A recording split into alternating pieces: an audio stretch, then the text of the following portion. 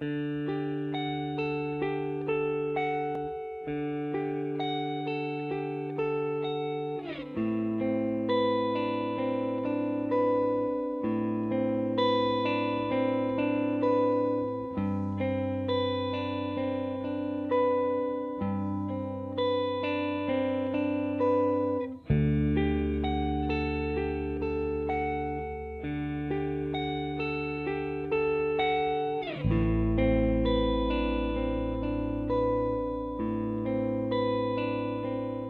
time here at Oak Grove has extended over the course of 15 years.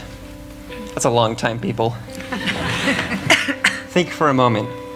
Where were you 15 years ago in 1999? It seems like forever ago, doesn't it? It certainly does to me. But the time, it all seems to have flown by.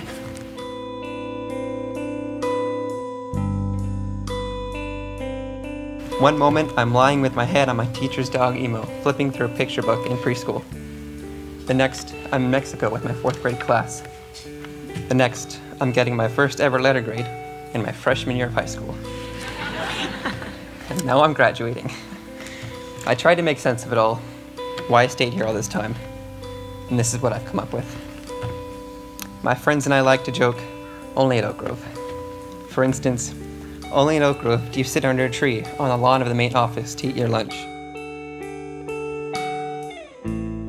Only in Oak Grove do you trek across India for a month with your senior class.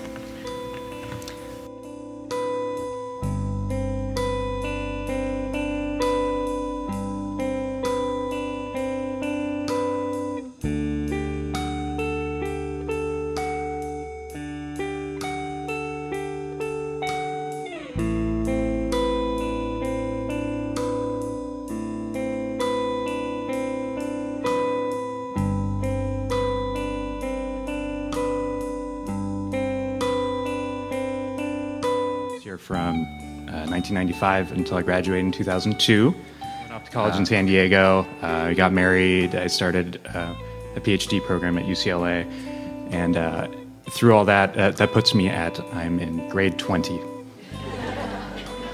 So I want to talk about the hands-on, inquiry-based approach to learning that Oak Grove teaches, not just in science, but in all classes. And I think that this approach to learning has had a great impact on my way of thinking and learning, and it played a large role in me becoming a scientist. This approach has led me to some of the most interesting class experiences I've ever had. I can remember, countless lessons from even my freshman year here at high school. We had Aaron Riley and Darcy Gray, my math teachers at the time, who would teach us how to calculate the period of a pendulum. And then we would take, at the end of the week, we'd do some calculations, we'd get a big piece of rope, and we'd go out into the atrium, and we'd swing Darcy from one side of it to the other, and we'd calculate the time it took, and we'd see how accurate our measurements were, and it was hilarious. These things stick with you, but it wasn't just math and science, it was every class. We had Patrick Foster, who taught us to grow our own wheat for history class, and we'd roll our own oats. We made our own oatmeal. He had us try to make fire with sticks inside the classroom.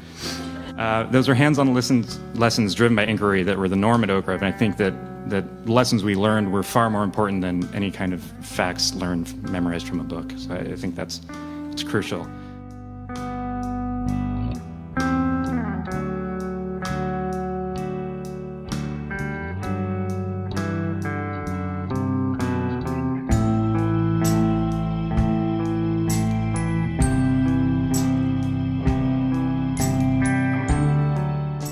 Mistakes are proof that you're trying.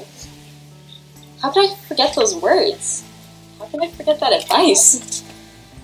Last summer I went to camp in LA to study film. Hardly anyone else in the class spoke a word, but why was I the one to speak? The one to break the silence, even though I didn't know the answer? Why was I the one to try? When I look back now, it seems obvious. I am a product of Oak Grove, a lifer. I've been conditioned to take chances, learn from my mistakes, and never, ever try to hide my personality. These morals have been instilled with me since the first grade. I've grown up with them in the same way I've grown up with this campus. I've seen seedlings sprout up into small trees. I've witnessed old trees lose their branches. I've watched new structures being laid. I've seen friendships take root, and I've seen them uprooted. I've seen heartaches and heartthrobs and heart-to-hearts, and it all happened right here.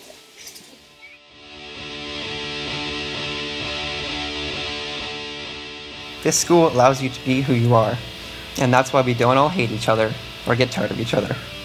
Because we all convey who we truly are, and we aren't afraid of it.